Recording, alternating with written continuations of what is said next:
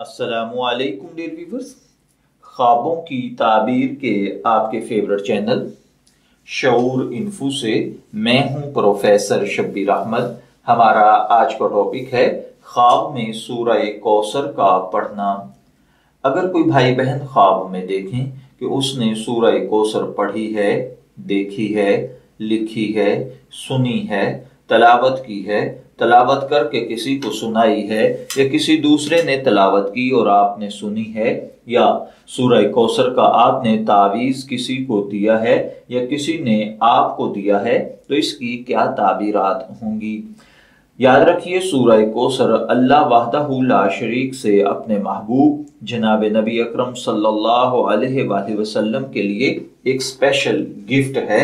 تو خواب میں سورہ کوثر پڑھنے کا مطلب گفٹ کی تعبیر دیتا ہے۔ دوسرے نمبر پر خواب میں سورہ کوثر پڑھنے کا مطلب دنیاوی اخروی نیکیاں پانا، بھلائی پانا، اللہ کی نعمتیں عطا ہونا ہے۔ اگر کسی نے خواب میں سورہ کوثر پڑھی ہے، خواب دیکھنے والا بیمار ہے تو اللہ تعالیٰ اسے شفا عطا فرمائے گا۔ اگر خواب دیکھنے والا قید میں ہے تو اللہ تعالیٰ اسے رہائی عطا فرمائے گا۔ اگر خواب دیکھنے والا قرض میں مبتلا ہے، اللہ قرض سے نجات عطا فرمائے گا۔ اگر خواب دیکھنے والا کسی بھی قسم کے دکھ، غم، تکلیف یا مصیبت میں مبتلا ہے تو اللہ تعالیٰ ان پریشانیوں سے نجات عطا فرمائے گا۔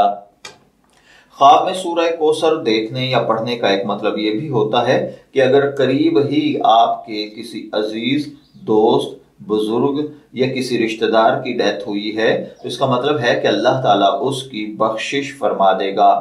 خواب میں سورہ کوثر پڑھنے کا مطلب صدقہ کرنا، خیرات کرنا، لوگوں کی مدد کرنا، ان کو اچھے مشورے دینا، ان کے روزگار کے لیے سازگار حالات بنانا بھی ہوتا ہے۔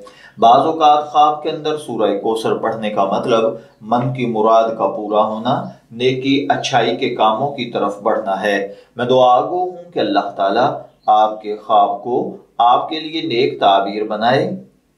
شعور انفو سے شبیر احمد کو اجازت دیجیے، پھر حاضر ہوں گے کسی نئے خواب کی تعبیر کے ساتھ۔ تب تک کے لیے اللہ حافظ۔